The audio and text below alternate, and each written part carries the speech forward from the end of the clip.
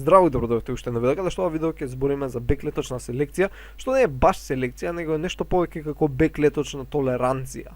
Односно сакаме да добиеме еден репертоар на беклетки во нашиот организам, чии имуноглобулини нема да препознаваат собствени антигени, така? Значи нема да препознаваат селф антигени. И во селф антигени нормално спаѓаат протеини, така, значи спаѓаат липиди, спаѓаат полисахариди. Така, значи не сакаме да добиеме клетки кои ги препознаваат нив, односно сакаме да избегнеме автоимуни заболувања.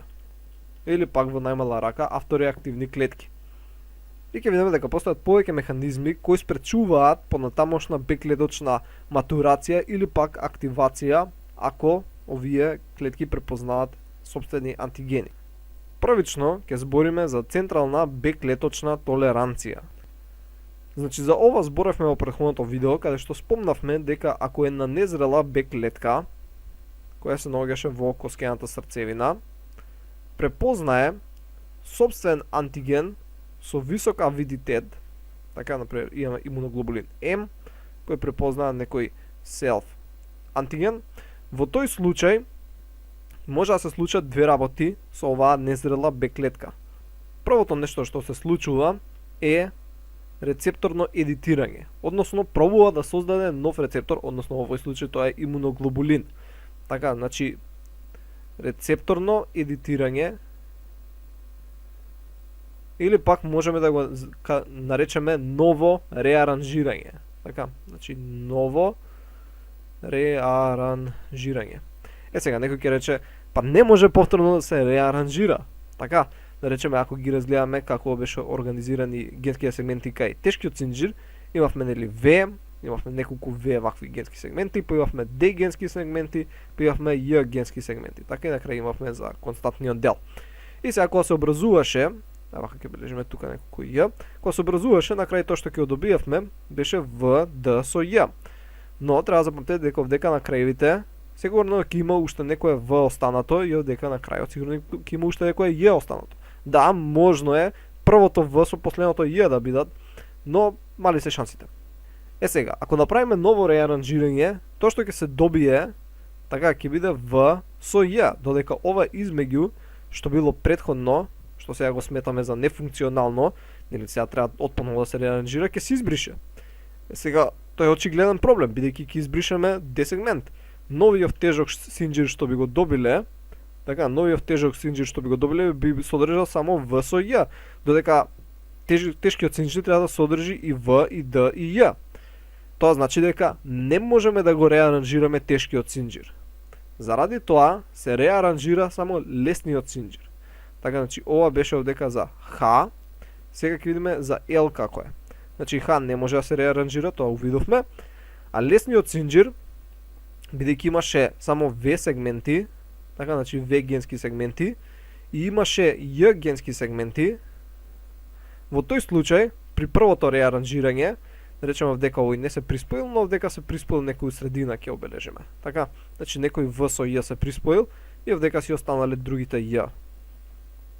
Сега нормално како што реков повторно има шанса да се приспои првиот В со последниот Ј, но мали се шансите. Сега, при второто реаранжирање, кое се случува поради оваа централна беклеточна толеранција, се бира друг В со друг Ј. И например, овој што ќе обележам со виолетова боја, сега тој ќе се реаранжира. Но мора да запамтите дека овдека може би има уште некој друг. Океј. И тоа сега што ќе се добие, сега В ќе биде вака од страна, додека у центарот, овдека сега ќе бидат виолетови В со Ј и некој Ј сега овдека што останало. И ова сега е ново реаранжирање. Океј. Сега се тестира дали овој имуноглобулин сега кој е добиен со овој тежок синџир кој се беше стариот, со новиот лесен синџир е функционален. Ако не е функционален, си иде повторно, ама сега се бира друго В со друго Ј. Така, и така правиш, се доека да ги потрошиш сите В генски сегменти и сите Ј генски сегменти. Значи, ако сите комбинации ги правиш и сите се нефункционални, како X-ој ги бележам, во тој случај, кога ќе завршиш со капа, така, идеш повторно со капа, ама на другиот хромозом. Океј, па ги пробуваш сите В со сите Ј на другиот хромозом. Добро, нормално не се пробуваат сите, тоа е рандом, може првиот, па после третиот, па осмиот. Но кога ќе ги пробаш комбинациите на капа на тешкиот, на капа кај таткото, па на капа кај мајката, потоа идеш на ламда кај таткото, така, па на ламда кај мајката, или пак мајката па таткото, нема врска.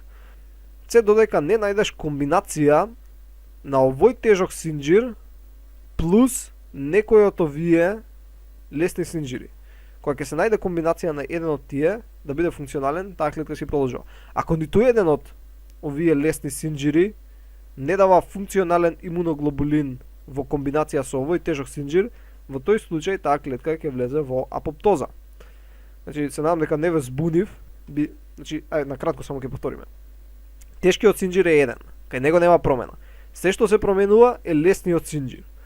Првично се пробуваат сите комбинации за капа кај таткото или пак кај мајката, па се иде повторно сите комбинации за капа на другиот хромозом, ако првиот не бил успешен, па ако и тој не е успешен, се иде на ламда на едниот хромозом, па ако и тоа не е успешно, се иде на ламда на четвртиот, односно на вториот хромозом. И ако тоа не е успешно, таа клетка ќе влезе во апоптоза. Значи, на некој начин, ова рецепторно едитирање му дава пробај повеќе шанси. Ко тешкиот синџир не можеш да го менуваш, ама пробај смени го лесниот. Пробај ги сите комбинации на лесни синџири. Ако ниту една од комбинациите на лесен синџир не дава функционален имуноглобулин со дадениот тежок синџир, таа клетка е готова. Ништо, ти дадов 4-5 шанси, толку ти е. Значи нема. Значи тоа се случува, рецепторно едитирање. Сега, ако ги проба сите овие комбинации, значи heavy плюс light капа 1, па го пробува heavy со light капа 2, па со light lambda 1, па со light lambda 2. И ако сите тие се неуспешни, клетката ќе влезе во апоптоза и тоа е вториот начин на кој се контролира централна Б толеранција, че тоа е апоптоза. Че ако никој од овие не е успешно, ќе влезе во апоптоза. Ако сите се неуспешни, но да речеме дека некоја од овие комбинации се врзува со сам антиген, ама со низок афинитет, односно авидитет. Да речеме дека оваа комбинација се врзува, но со низок авидитет. Во тој случај нема таа да влезе во апоптоза, ама ќе влезе во една фаза на анергија, така ќе биде анергична клетка. Така, значи низок авидитет, во тој случај анергија, ќе брежем и тоа со сина боја. И ги искочи од коцкејната срцевина, но нема да биде некоја си оптимална функционална клетка. Значи оваа централна Б-клеточна толеранција е нешто налик негативната селекција кај Т клетките. Сега постои периферна Б-клеточна толеранција. И ова е многу интересно. Да речеме дека една Б-клетка успеала да помине низ Б-клеточно созревање, така матурирала, и сега имаме една зрела Б-клетка. Така, значи имаме зрела Б-клетка која на својата површина нормално има имуноглобулин. И сега таа во периферијата, некој си периферно ткиво, препознае собствен антиген. Да речеме, антигенот ќе оближен со црвено и сега препознае селф антиген. Што ќе се случи? Дали Б-клеткава ќе се активира? Одговорот е не. Зошто? Бидејќи еден сигнал не е доволен за активација. Значи она примила сега еден сигнал. Ова е еден сигнал од собствениот антиген. Но, поради тоа што ово е собствен антиген и овдека во околнава средина нема ништо што се случува посебно, така тука си има нормално клетки некои околни, така немаме патогенска инфекција. Ово е собствен антиген на некој си наша клетка. Значи се си е нормално, се си е регуларно. Поради тоа што се си е регуларно во околната средина, тука нема некои цитокини, така, значи цитокини нема. Исто така, нема ни Т клетки кои го препознале овој антиген. Така, например, има некоја тука Т клетка која си поминува, ама оваа Т клетка не наоѓа некои други клетки кои го имаат овој антиген, и исто така, оваа Т клетка не го препознава. Така, нели, овој ќе биде внесен и ќе биде презентиран на МХЦ молекула, И оваа Т клетка нема да го препознае.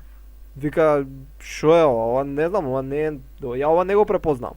И поради тоа, оваа Б клетка не може да добие втор сигнал. Исто така дека нема ни активација на комплементот, бидејќи немаме некој микробен антиген. Така, значи, нема комплемент, нема цитокини, те клеткиве не го препознаваат тој антиген, и поради тоа, нема втор сигнал, само еден сигнал има. Значи, заради се тоа, значи, нема втор сигнал. Сега, Б клеткава, ако не добие втор сигнал, она не може да се активира. Така, значи, нема втор сигнал, нема активација. И ова гледате на кој начин всушност е убава вака регулирано со цел да се избегнат автоимуни заболувања. Значи, и да се јави Б клетка, која препознава сопствени антигени, тоа нема да предизвика автоимуно заболување, зошто бидејќи треба да се потрефи и Т клетка која е специфична исто и за истиот антиген, со цел да би можела да добие втор сигнал. Сега може да се случи оваа зрела Б клетка да препознае сопствен антиген, но да се најде во средина каде што има инфекција. И во тој случај ќе има цитокини во околината и оваа зрела Б клетка ќе се активира и тоа ќе биде лошо. Затоа има шанса тоа да се случи. Значи, ваква зрела Б клетка да препознае сопствен антиген во место каде што веќе има некоја си инфекција и да налета на цитокин и овој цитокин да и биде како втор сигнал. И тоа би било лошо, но најчесто нема да налета на цитокин туку така. И заради тоа нема да добие втор сигнал и нема да се активира. А ако не се активира и примила само еден сигнал, она со тек на време ќе стане анергична клетка.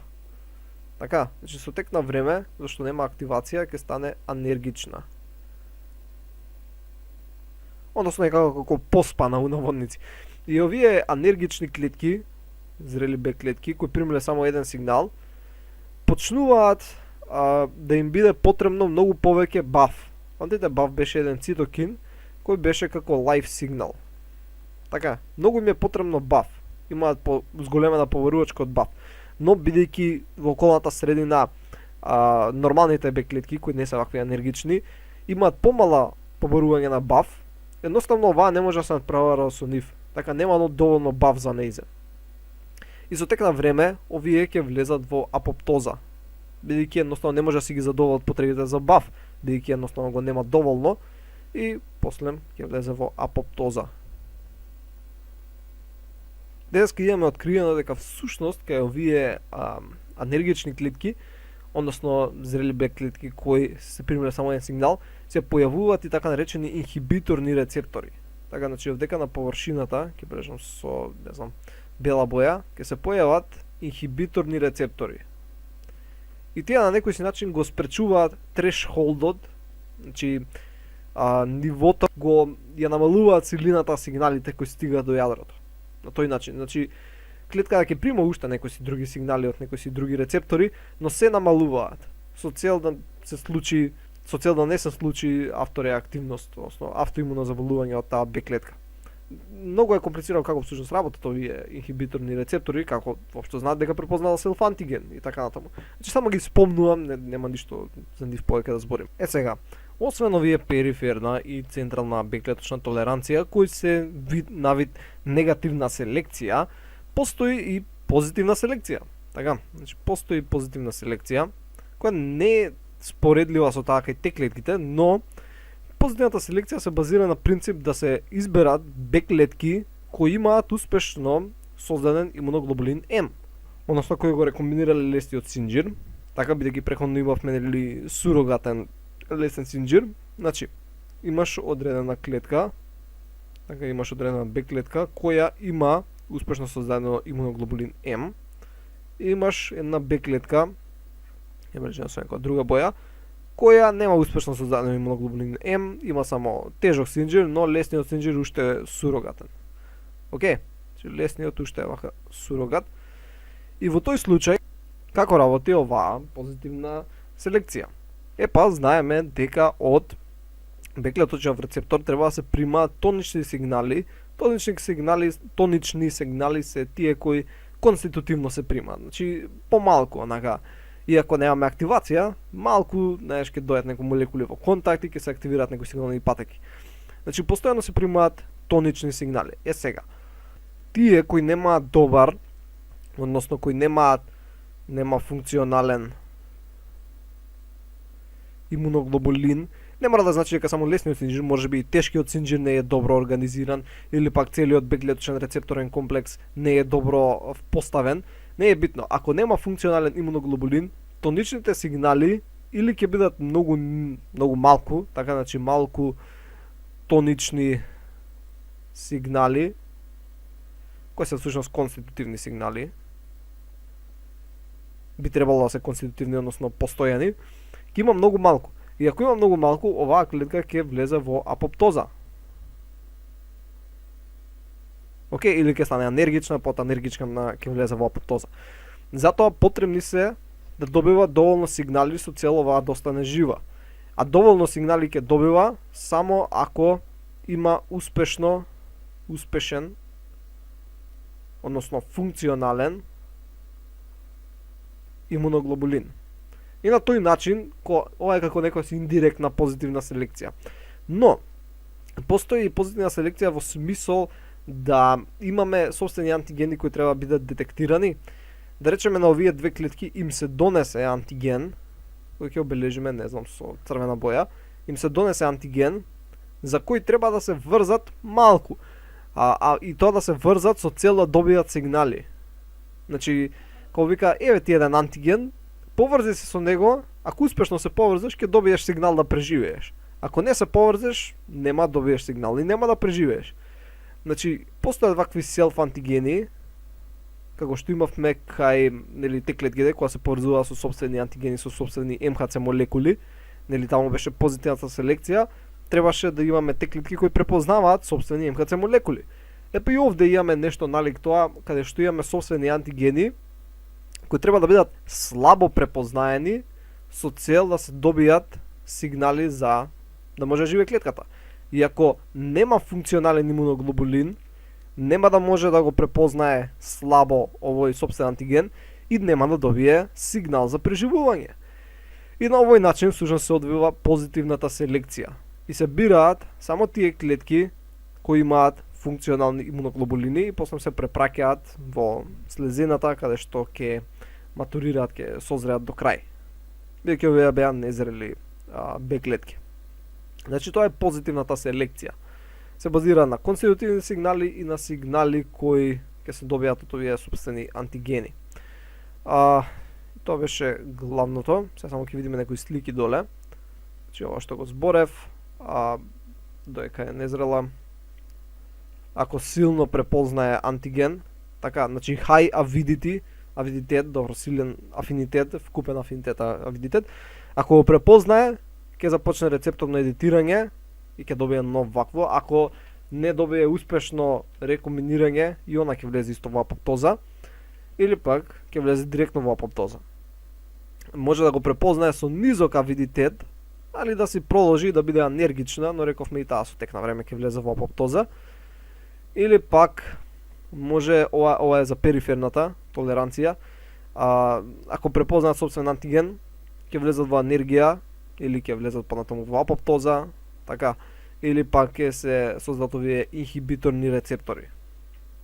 Значи тоа е главното што требаше да се спомне за беклеточна селекција. Не е комплицирано како теклеточна, но окей. Тоа е се за ова видео, се надам дека научивте нешто ново и ќе се видиме во наредното видео. Довидување.